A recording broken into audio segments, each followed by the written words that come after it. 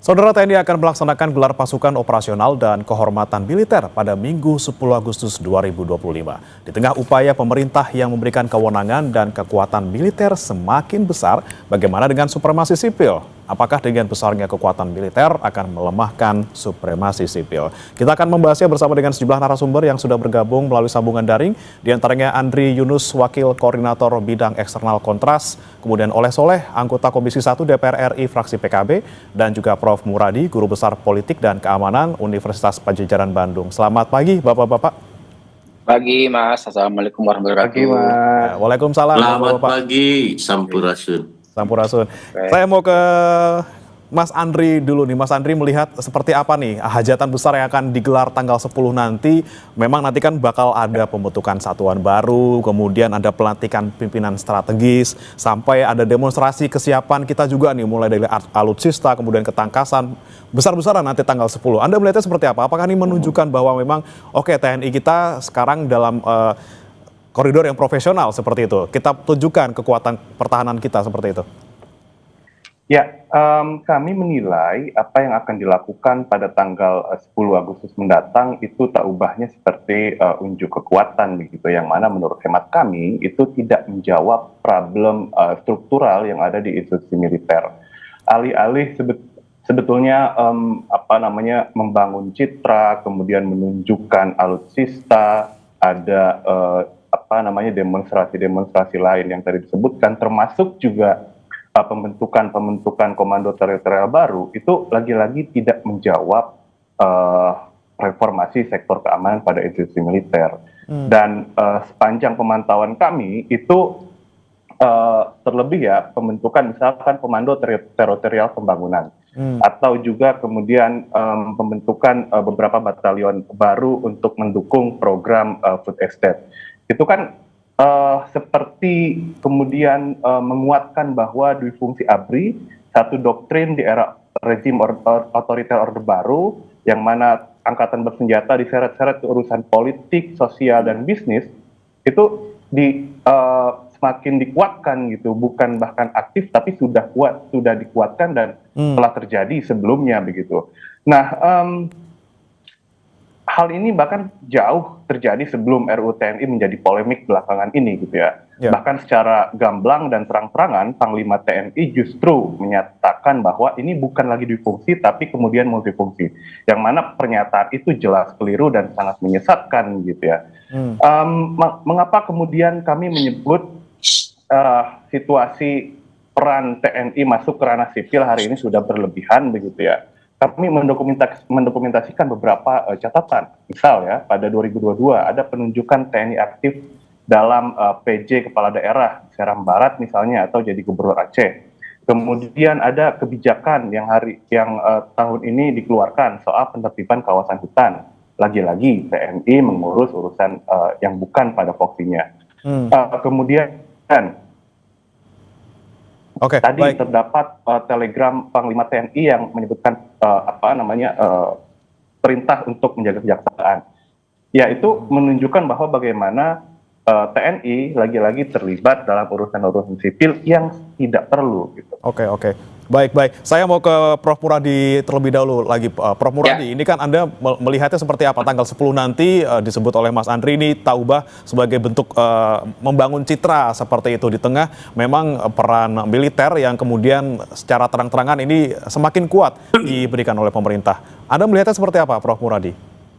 Ya, Mas. Yang pertama, ini pertama kali sebenarnya dalam menjelang 1 tahun Pak Prabowo itu terjadi konsolidasi internal TNI ya. Saya kira ini sesuatu yang secara prinsipil baik dalam konteks internal sebenarnya. Karena apa? Karena ini yang ditunggu oleh teman-teman di internal sebenarnya. Tapi poin kedua adalah show off-nya untuk apa? Itu pertanyaan yang kemudian disampaikan oleh Mas Andri. Apakah memang untuk kita bermasalah dengan Malaysia soal Ambalat misalnya gitu ya kira-kira? Atau ke yang lain? Itu yang kemudian poin pentingnya. Jadi kalau saya melihatnya memang ini adalah bagian positifnya adalah konsolidasi di internal mereka. Mudah-mudahan sih konsolidasinya bukan ke dalam ya, tapi ke dalam artinya inward looking, tapi outward looking, di mana kemudian kita mulai menata kelola misalnya perbatasan gitu, terutama perbatasan laut. Kita berkali-kali kita kemudian tidak bisa memenangkan sengketa, termasuk misalnya ketika saya agak tidak terlalu nyaman ketika misalnya pengelolaan bersama dengan di Ambalat ya. Karena waktu Pak Bu Mega, kemudian Pak SBY, bahkan Pak Jokowi tegas itu adalah milik TNI, misalnya milik Indonesia. Itu poin pertama. Oke, baik. Yang kedua, yang kedua saya merasa melihat bahwa konsul ini juga memberikan sinyal untuk hal yang baik untuk tadi yang profesional dan sebagainya. Jadi saya kira kita lihat dalam dua sisi, dan dua sisi itu saya kira kita bisa akan melihat apakah pasca tanggal 10 itu seperti yang kekhawatiran kita semua dan termasuk dalam Mas Adi sampaikan itu tidak terjadi gitu. Artinya memang poin pentingnya adalah tentara dalam posisi mengarah pada profesionalisme tadi begitu, Mas Bre. Baik, saya giliran Kang Soleh nih, Kang Oleh, punten ini kan tanggal 10 ini tadi dibilang bahwa memang tidak hanya kemudian konsolidasi internal, tapi juga ada di sana show off-nya gitu ya. Kita nunjukin seberapa besar kita punya kekuatan, kemudian bagaimana ketangkasan kita, profesionalisme kita di TNI kita gitu ya. Anda melihatnya di tengah situasi kita yang mungkin fiskal kita lagi tertekan gitu ya, ini acara besar-besaran tanggal 10, kemudian di sana juga lagi-lagi ada pembentukan satuan baru di sana. Banyak sekali satuan-satuan baru yang dibentuk. Anda melihatnya bagaimana? Tentu DPR memandang bahwa seharusnya ya TNI untuk berbenah diri sesungguhnya, dan tentu gelar pasukan yang dilakukan esok tanggal 10 ini, kalau pandangan kami itu hal yang biasa. Apalagi kalau dikaitkan hari ini bulan Agustus ya, hari kemerdekaan. Dan tentunya setiap negara yang sedang berulang tahun kemerdekaannya senantiasa diawali dengan gelar pasukan. Lebih-lebih kalau melihat lebih spesifik lagi bahwasanya astra-cita Pak Prabowo ini adalah soal pertahanan. Nah, lalu kalau soal pertahanan tentu check and recheck ini kan harus dilakukan secara berkala. Tentu DPR melihat bahwa tidak ada yang salah dengan agenda yang besok 10 Agustus, dan bahkan justru rakyat harus tahu bagaimana apa yang dikatakan oleh Pak Presiden bahwasanya Indonesia harus siap dalam keadaan perang. Nah, lebih-lebih kalau misalkan kata tadi salah satunya seolah-olah quote and quote menghadapi situasi geopolitik ya yang sudah dekat hari ini mendekat ke kita, barangkali ini perlu juga persiapan. Apalagi kalau misalkan soal hubungan bilateral dengan Malaysia yang tidak konsisten dengan pernyataan yang pertama hari ini soal Blok Sulawesi misalkan, walaupun tidak arah ke sana lah, tetapi prinsipnya bahwa TNI harus diberikan ruang untuk mampu bersiap diri menghadapi situasi apapun dalam rangka melindungi NKRI. Oke, baik. Perlu ya sebenarnya kita show off gitu, kita punya alutsista siap semua, pasukan kita juga semuanya siap untuk menghadapi ancaman apapun. Kemudian saya mau ke Mas Andri lagi. Mas Andri, ini kita soroti lagi mungkin satu satuan yang kemudian akan dibentuk oleh TNI terkait dengan ini nih, Batalion Teritorial Pembangunan. Ya, ini kan rencananya akan di 514 kabupaten kota di wilayah Indonesia. Kemudian merekrut 24.000 pasukan dengan fungsi yang tidak hanya soal pertahanan nih. Ada di sana kompi produksi, kompi pertanian, kemudian kompi peternakan. Anda melihat seperti apa, Mas Andri? Apakah ini kemudian semakin mengarah ke arah tergabungnya ataupun bergabungnya militer ke ranah-ranah sipil? Ya, kami berpandangan bahwa pembentukan batalion teritorial pembangunan yang di dalamnya ada kompi-kompi yang tadi disebutkan itu jelas merupakan tanda-tanda dan fungsi ABRI. Bahkan artinya ketika nanti tanggal 10 ada pelantikan kan akan diresmikan begitu ya dengan komandan-komandannya begitu. Nah, itu semakin menguatkan bahwa telah terjadi di fungsi ABRI. Ingat, urusan-urusan yang berkenaan dengan pertanian, perkebunan, ya diserahkan saja kepada para petani kita yang juga tak kalah hebat gitu. TNI semestinya berada dalam koridornya untuk menjaga pertahanan dan keutuhan negara. Tadi juga disinggung oleh Kang Soleh. Prof. Muradi juga menguatkan agar TNI ada pada jalur yang profesional, begitu, bukan mengurus di luar hal-hal pertahanan. Dan perlu diingat bahwa artinya ketika kemudian nanti disahkan, kami menilai itu kan akan diseret-seret ke urusan sipil, urusan-urusan sosial, yang mana dalam SAP MPR 6 tahun 2000 di dalam konsideran huruf D itu sudah menegaskan secara clear bahwa difungsi angkatan bersenjata menyebabkan terjadinya penyimpangan dan fungsi TNI yang berakibat tidak berjalannya sendi-sendi demokrasi. Itu di dalam SAP MPR 6 2000 sudah clear. Jika kemudian itu tetap dilakukan, diresmikan ya, yang mana TNI akhirnya mengurus di luar hal-hal pertahanan, maka kami menilai itu merupakan bentuk pembangkangan terhadap SAP MPR 2000, terhadap Undang-Undang Dasar, terhadap Undang-Undang TNI 34 tahun 2000. Begitu, Mas. Oke, baik. Kemudian saya ke Prof. Muradi. Prof. Muradi, tadi yang saya tanyakan juga ke Mas Andri terkait dengan adanya kemungkinan gitu ya, ini kan agak jelas gitu, kita lihat peran TNI akan meluas, terutama di batalion pembangunan ini. Anda melihat semakin jelaskah kemudian kita semakin mengarahkan TNI ke sipil, kemudian bagaimana juga terkait dengan fungsi utamanya nanti? Apakah kemudian ketika fungsi utamanya TNI ini diganggu dalam tanda kutip dengan peran-peran sipil, seperti apa nanti pertahanan kita? Ya, yang pertama saya katakan bahwa ini kan penyesuaian ya dari teman-teman di TNI maupun Kemhan. Kalau teman-teman mungkin Mas Andre, Kang Oleh Soleh itu kan udah ada perpres terbaru terkait dengan pengembangan organisasi di Kemhan ya, termasuk merespon soal intelijen negara, intelijen pertahanan, dan juga kemudian digital. Nah, yang kedua saya kira kalaupun kemudian dilakukan pengembangan, ada dalam skema misalnya sekuritisasi. Kalau isu-isu baru pasca perang dingin ada namanya isu sekuritisasi, di mana kemudian kelihatannya teman-teman TNI mau menyesuaikan itu. Tapi ada dua hal yang catatan saya penting, Mas Bri. Yang pertama adalah bahwa penguatan atau perkuatan TNI terkait dengan kerja-kerja non militer itu harus disertai dengan penguatan di level yang militernya.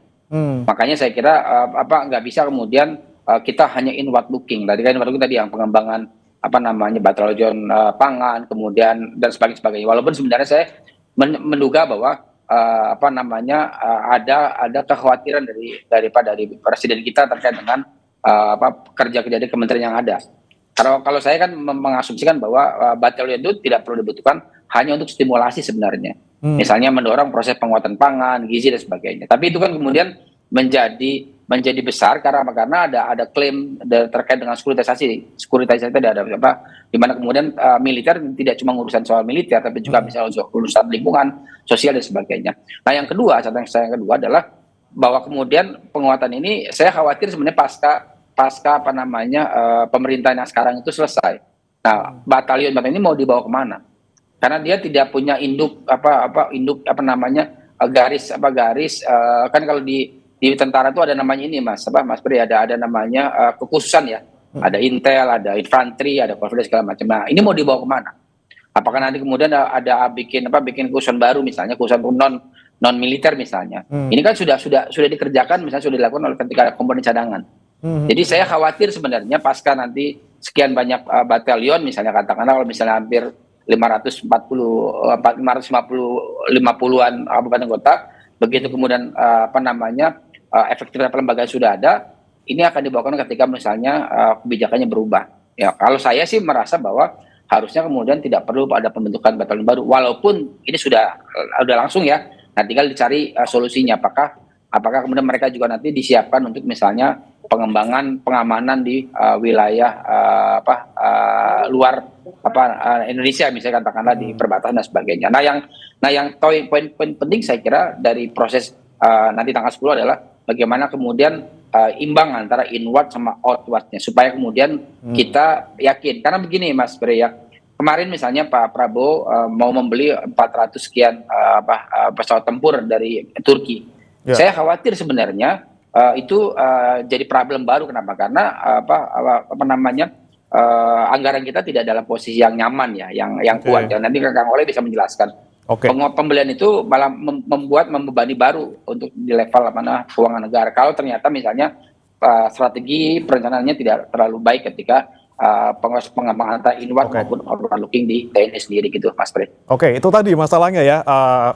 Prof. Muradi, ada juga masalah anggaran di sana. Saya mau ke Kang Oleh nih. Kang Oleh, anggaran nih lagi-lagi kita singgung karena ya kita beli alutsista baru, kemudian tadi juga pembentukan batalion kita perlu rekrut 24.000 pasukan baru, kemudian ada juga rencana pemekaran TNI, misalnya kenaikan pangkat jadi bintang 3 untuk posisi tertentu. Nah, anggarannya seperti apa nih Kang Oleh?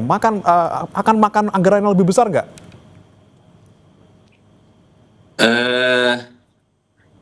Sesungguhnya soal pertahanan ini yang direncanakan, tentu ini kan harus ideal sesungguhnya. Kalau misalkan angka pertahanan ini hari ini di bawah 0,8 dari PDB, ini kan sangat kecil sekali sesungguhnya.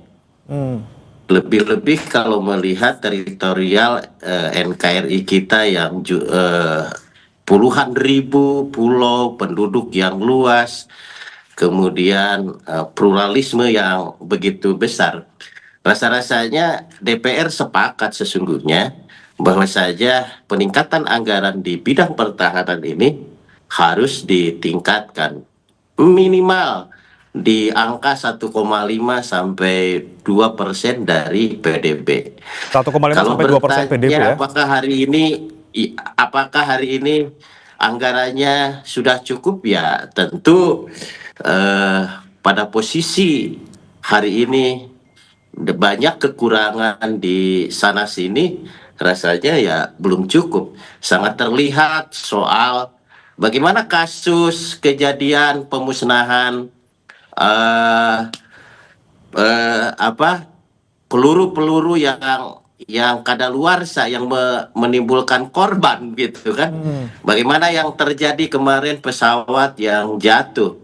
Kalaulah itu faktor ketidakmampuan TNI membeli alat yang canggih, membeli pesawat yang canggih, artinya bahwa anggaran memang betul-betul ya harus dimaksimalkan. Yang ada hari ini tentu harus skala prioritas, dan ke depan lagi-lagi saya sampaikan dalam forum ini, sesungguhnya kita harus memiliki roadmap pertahanan, peta jalan pertahanan Indonesia ini sesuai dengan asta-cita Pak Presiden ini seperti apa. Apakah kita terus-menerus selamanya akan impor senjata dari luar negeri? Bagaimana dengan potensi-potensi dalam negeri? Nah, saya melihat hari ini sampai sekarang belum ada peta jalan roadmap daripada sistem pertahanan kita. Dan peta jalan ini sangat berhubungan dengan struktur daripada TNI sendiri. Nah, tentunya DPR lebih mendorong dibuatkan peta jalan secara komprehensif, dipublikasi secara luas sehingga masyarakat bisa memahami, tidak ada lagi subjektivitas terhadap kegiatan TNI. Nah, oleh sebab itu rasa-rasanya melalui forum ini saya rekomendasikan untuk membuat roadmap peta jalan dulu. Roadmap harus dibuat, kemudian nanti juga tadi kata Kang Oleh juga ya, kalau misalnya masih 1,5 sampai 2% dari PDB masih oke-oke aja, tapi bagaimana di tengah kondisi kita lagi efisiensi di segala lini gitu ya. Tapi jangan dijawab dulu Kang Oleh, kita akan bahas usai jeda. Tetap bersama kami saudara di Sapa Indonesia Pagi. Kita masih bergabung dengan 3 narasumber melalui sambungan daring. Tadi menyambung ke Kang Oleh ya terkait dengan pertanyaan tadi sebelum jeda gitu, terkait dengan gini, perlu ada roadmap yang jelas dari TNI, kita mau ngapain, kemudian butuh berapa. Tapi di sisi lain kita juga lagi efisiensi nih Kang Oleh di segala lini gitu ya, di tengah lagi-lagi tekanan fiskal kita lagi tidak baik-baik saja nih anggaran negara kita. Seperti apa yang kemudian dari TNI perlu menyikapinya? Apakah lagi-lagi perlu kita maksimalkan sampai 1,5 sampai 2% dari PDB kita anggarannya? Saya berpendapat bahwa alokasi anggaran kalau tidak tertata dan tidak terarah, rasa-rasanya ini juga tidak akan efektif ya. Bisa dikatakan kurang, bisa dikatakan overload. Maka kembali lagi saya berpendapat bahwasanya dibuat dulu peta jalan, dibuat dulu roadmap-nya, sistem pertahanan kita sesuai dengan asta-cita yang diinginkan oleh Pak Presiden ini seperti apa. Nah itu dulu. Karena ukuran anggaran akan sangat berkaitan dengan perencanaan itu sendiri. Nah, kita tidak bisa melihat apakah hari ini anggarannya kurang. Kurangnya dari sisi yang mana? Apakah untuk pegawai, apakah untuk kesejahteraan, apakah untuk alutsista, ataukah menambah misalkan pasukan atau apa? Karena memang kita hari ini Pak Presiden barangkali ini semestinya harus membuat roadmap dulu. Maka ketika ada roadmap peta jalan pertahanan kita, baik dari sisi SDM, baik dari sisi alutsista, tentunya kita bisa memilih dan memilah mana yang menjadi skala prioritas. Oke, anggaran tidak masalah jika memang jelas untuk apa, kemudian rencananya seperti apa gitu ya Kang Oleh ya? Ya. Oke, baik. Saya kembali ke Mas Andri lagi nih, Mas Andri, terkait dengan lagi-lagi nih peran TNI yang mungkin kita lihat akhir-akhir ini semakin besar sepertinya. Selain tadi bakal dibentuk batalion teritorial pembangunan, kemudian beberapa waktu lalu juga sempat ada kesepakatan dari Menteri Pertahanan dan juga BPOM yang memberikan kewenangan kepada laboratorium TNI untuk membuat obat secara massal gitu ya untuk masyarakat. Ini semakin banyak nih perannya nih Mas Andri, selain soal pangan, soal pertanian, ini lagi-lagi sekarang nambah lagi nih ke soal kesehatan. Ini kalau Anda melihat dari segi keahliannya, ini seperti apa nih Mas nanti kalau kedepannya kita benar-benar dapat obat ataupun kita bisa jual obat yang diproduksi oleh TNI seperti itu? Ya Mas Dri, mungkin saya tambahkan sedikit ya, selain obat kesehatan juga TNI hari ini mengurus misal soal penertiban bendera One Piece yang terbaru, yang mana itu tidak ada urusan. Kemudian pengamanan di proyek strategis nasional. Lalu ada juga upaya intimidasi terhadap ruang kebebasan akademik. Artinya memang sudah banyak dan menjalar soal dui fungsi angkatan bersenjata dalam konteks ini TNI ke ranah sipil. Nah, perlu ditegaskan bahwa TNI sejak awal itu dididik, dilatih, dipersenjatai untuk perang, untuk melawan ancaman dari yang mengancam kedaulatan dan keutuhan negara. Itu bukan kemudian untuk diterjunkan dalam urusan-urusan seperti kesehatan atau urusan-urusan lain yang berada di luar konteks mandat dari tugas dan kewajiban TNI. Kami menilai ketika kemudian itu dipaksakan akan terjadi inkompetensi terhadap pekerjaan-pekerjaan yang semestinya diserahkan atau dikerjakan oleh ahlinya. Ketika kemudian orang yang sudah didoktrin selama belasan hingga puluhan tahun diberi pendidikan militer, lalu tiba-tiba berpindah ruang kerjanya, berpindah spektrum kerjanya, itu pasti akan banyak menyulitkan. Belum lagi kita bicara soal birokrasi sipil yang kemudian tidak kompatibel dengan birokrasi di militer yang harus komando dan seterusnya. Ini tentu akan sangat bahayakan apa namanya pemerintahan sipil itu sendiri. Oke. Begitu. Masalah kompetensi kemudian juga ancaman ke profesional yang seharusnya ada di bidangnya. Prof. Muradi, Anda melihatnya samakah seperti itu?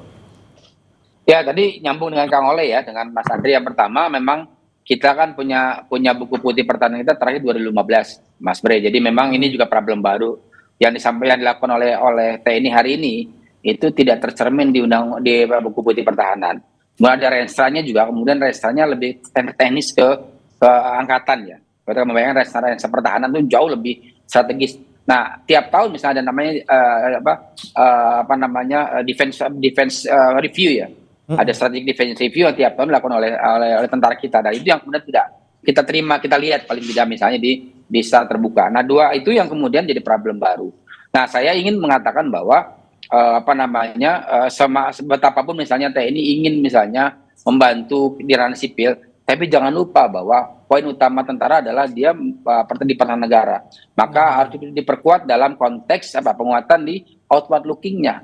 Saya kok agak khawatir Mas Bre ya, teman-teman sekalian, terkait dengan misalnya agresivitas Malaysia. Kalau kita nonton beberapa berita di luar negeri itu, mereka bahkan mengotot pengen menguasai misalnya Laut Sulawesi. Itu menurut saya jauh lebih strategis kita untuk kemudian merespon itu. Misalnya begini, dulu ingat Pak Jokowi misalnya ketika China agresif di Laut Cina Selatan, beliau di kapal perang, ya dia rapat kapal perang. Saya kira itu bagian penting untuk cyber.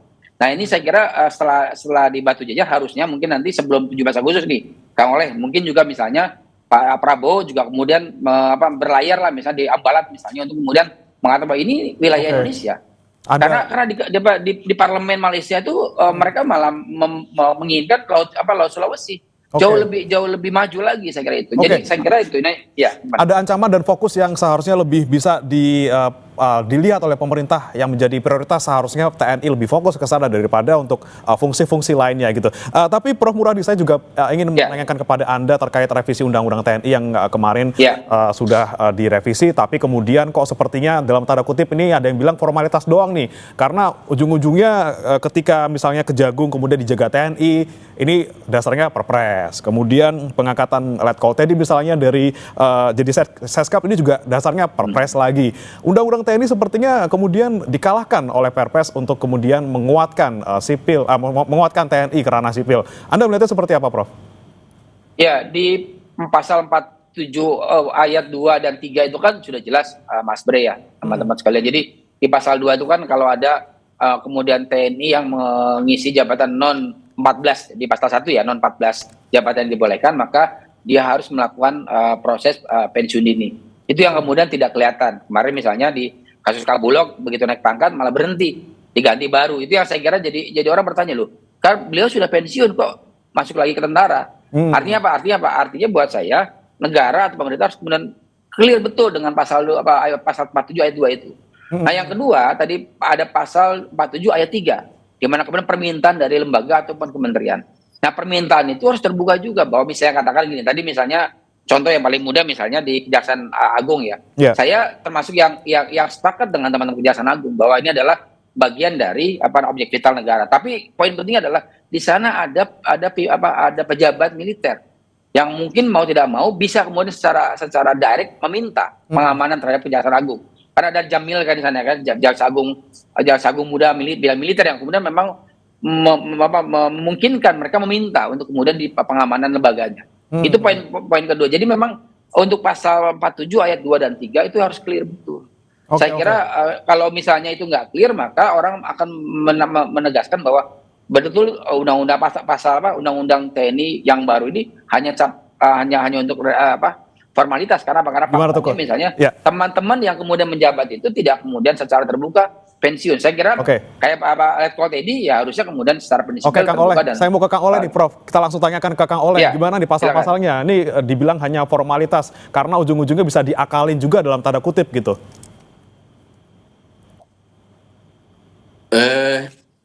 Kami melihat bahwa menghormati apa yang disampaikan oleh Pak Andreas dan Prof. Muradi, tetapi DPR masih melihat bahwa apa yang dilakukan oleh TNI ini masih dalam on the track ya. Kalau misalkan masih ada para pihak yang khawatir terhadap kembalinya Dwi Fungsi ABRI, tentu ini kita akan jaga sama-sama. Akan tetapi di dalam revisi Undang-Undang Nomor 3 2025 kemarin tidak ada celah sedikit pun untuk memberikan TNI untuk kembali Dwi Fungsi ABRI. Hanya saja di saat hari ini quote and quote terlihat bahwa TNI lebih kepada gerakan-gerakan ekonomi dan sosial kemasyarakatan, ekonomi dan sosial kemasyarakatan. Perlu kita review juga bahwa cita Pak Presiden ini kan selain pertahanan juga ada ketahanan pangan di sini. Nah, saya sependapat jikalau misalkan ya sudahlah pertanian itu urusan petani. Nah, di sini barangkali hanya sifatnya tentatif, perbantuan barangkali TNI tidak mengatur soal pupuk, mengatur soal harga dan yang lain-lain. Perbantuan hanya mencetak sawah misalkan. Nah, rasa-rasanya ini juga jikalau diminta oleh kementerian terkait seperti tadi pasal 47. Nah, soal obat misalkan di TNI juga ada bidang kesehatan saya rasa. RSPAD hari ini yang menjadi primadona bagi penyakit-penyakit tertentu. Nah, ini juga kita juga tidak jangan terlalu husnudon dulu karena memang di TNI juga ada bagian tentang kesehatan. Jikalau keilmuan TNI ini juga bisa dioptimalkan daripada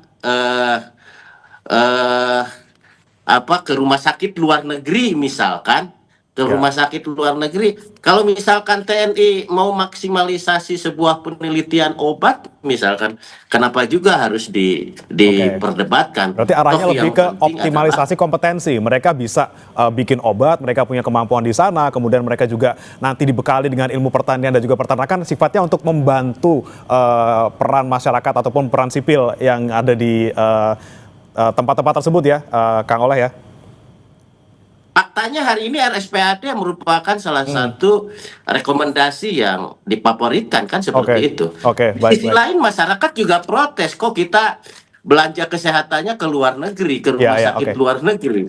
Nah, sementara kalau misalkan ada pihak TNI optimalisasi terhadap kemampuan di bidang kesehatan, ya lalu why not? Siap. Why not gitu ya. Saya mau ke Mas Andri ini terakhir untuk Anda, singkat saja Mas Andri, ini kan kemarin dari teman-teman Koalisi Masyarakat Sipil sudah menyerahkan kesimpulan gitu ya untuk terkait uji formil revisi Undang-Undang TNI. Seperti apa poin-poinnya Mas Andri?